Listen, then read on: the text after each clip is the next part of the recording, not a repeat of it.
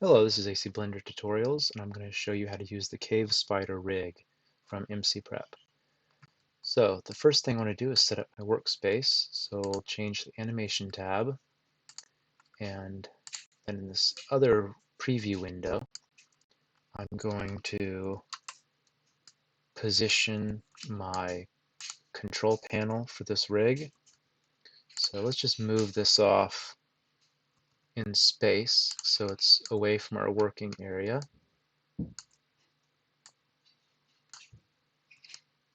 Then we'll zoom into it right there. Turn off 3D cursor annotations. Basically, most of the stuff here that we don't want, we'll get rid of that. Now, in this window, we can easily just control our driver controls. So, now let's dive into the rig. There's several things that, there's several drivers to this. The first is going to be the look control. So when we turn this on, the head will track this look target. And when we can move this and turn this back off, it'll go back to the FK control. So that's handy. And then I like this even more than I thought I would. This is the animation action control. So we turn this on, we're activating the action.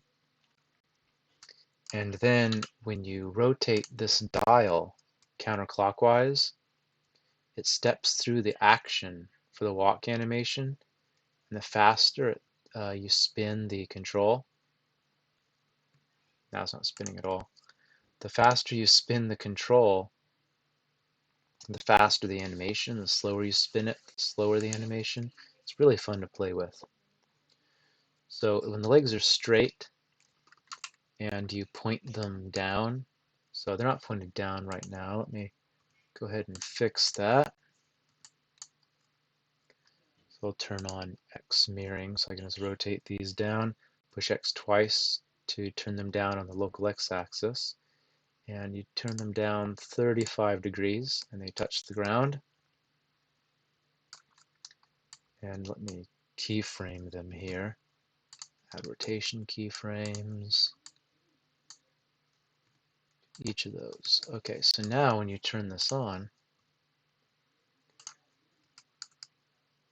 and when you have all the legs touching the ground like this, making the spin one full revolution in 1.1 seconds gives you the speed of the spider in Minecraft. It doesn't move it, but it moves the legs as though that's how quickly it was moving. But you don't have to follow that. It's just a guide you can use. I usually end up just setting the speed to whatever is convenient, what looks right for the scene. So we'll take a look at that in a minute. So for now, let's first look at the head and how this works in practice. Let's move it out. I'll position it in space. I'll set I for a location keyframe. And now let me keyframe everything in the rig here just to begin. Okay, and now we'll jump forward, let's say 12 keyframes. And then we'll set, let's first do 11 keyframes. Then we'll I'll mark this as being off. Well, no, I'll turn it on here. So we'll set a keyframe to turn it on. So now when we go through, you can see the head smoothly transitions from the FK position to the look target.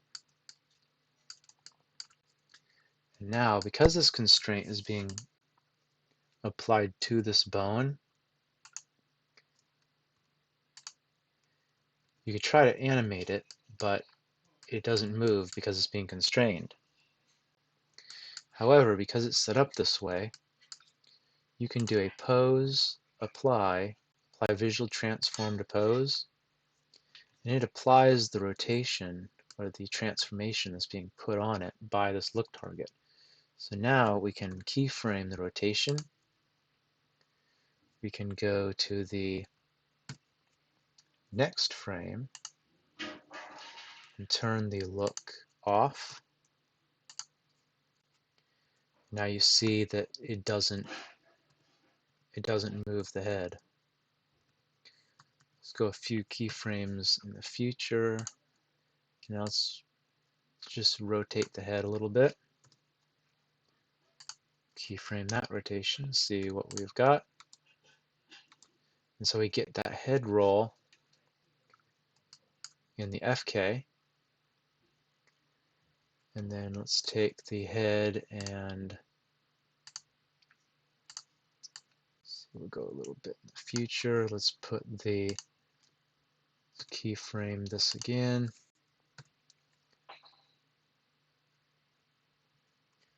Go a few more, and then we'll turn the look target on again. My locations. Now I can see the head rotates back. The head rotation is fixed to the look target's orientation. However, the look target is orientated to the body. And so this is so that you can do things like roll the spider for, let's say, death animation, and it doesn't break. So the head orientation sticks.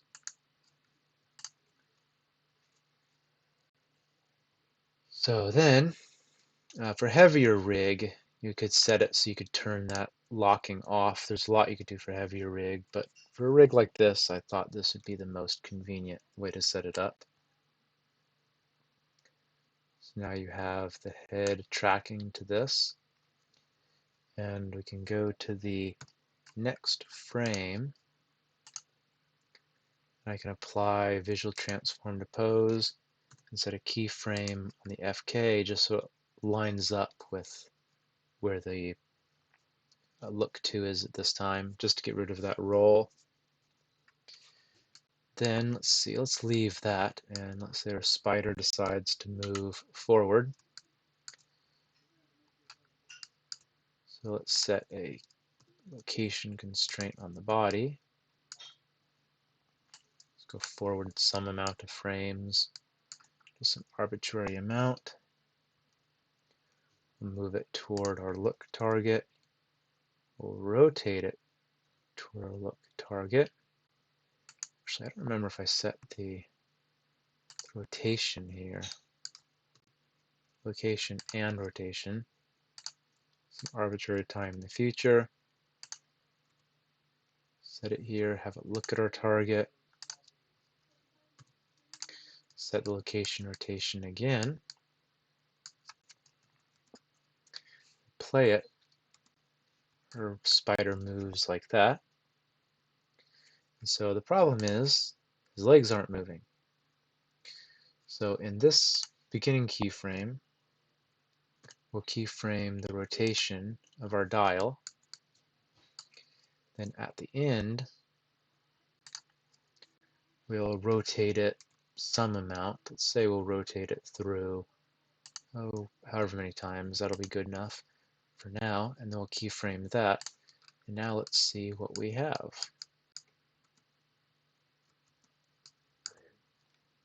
You know, that could actually work. That's decent enough.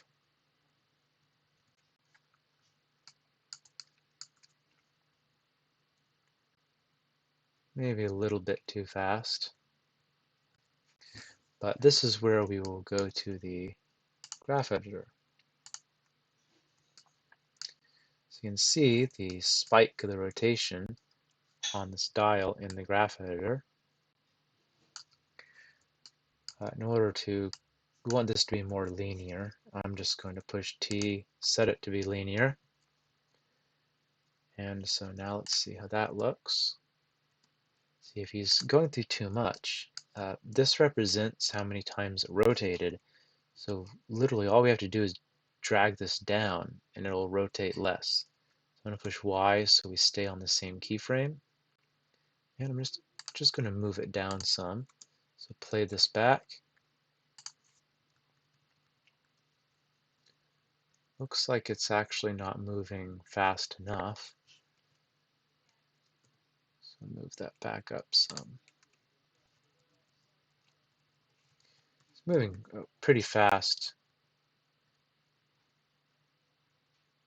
for our level of frame rate. Let's try this. I think that looks good enough. We'll keep that for now. And there he goes. And we'll just keep that. I think that's good enough for the demonstration for that. But there's one more thing I want to do. So I'm going to undo, let's see, go back to the dope sheet. I'm going to delete all these keyframes.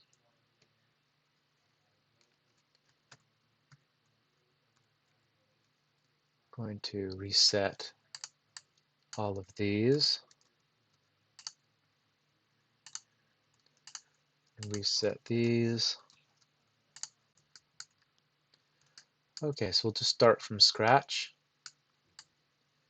And what I'm going to do is keyframe these. Well, I'm going to rotate them down like we had them before. X for 35. Select these. Keyframe the rotation. Turn on the leg animation. Keyframe, not the rotation, keyframe the location. I'm going to rotate this to something that looks more evenly distributed for the legs. That looks good.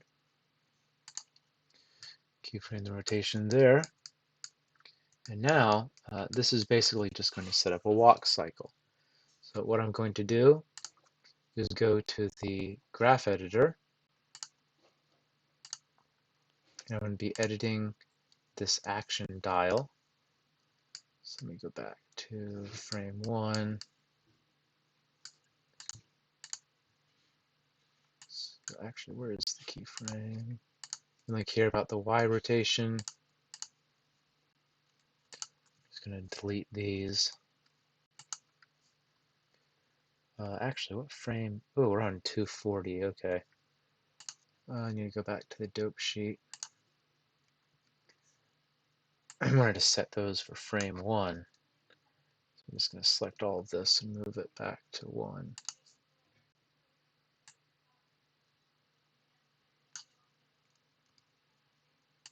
Okay. Okay, now I'll select my dial and go back to the graph editor. So here's our keyframe at 1. And what I'm going to do is set it to just rotate forever. So let's say I go forward to frame 24.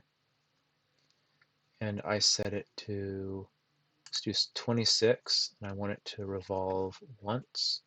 So I take the rotation, I add 360 to it. I'll add a single, or insert a single keyframe there. T linear. So now I have a moderate speed that's pretty close to the speed of the spider in Minecraft. This only plays for a little bit, so what I'm going to do is go to Channel, Extrapolation Mode, Linear Extrapolation. Now, based upon those 2 keyframes, this animation will just play forever with the spider walking. And then I can move this at a certain speed. And let's go ahead and do that. So now what I'll do is I'll just set up this with a keyframe at 1 for the location. And then let's say in that one amount of time he goes, 0.6. So grab Y direction 0.66. And actually, no, I have to go to the frame 26 to add this. 26, grab Y, 0.66, keyframe the location, adjust this in my graph editor so I can see the changes. And then what I'm going to do is set this to be linear. Then I'm going to do the same thing. I'll do channel, extrapolation mode, linear interpolation. And now when I play this, you have an infinite walk cycle of the spider walking.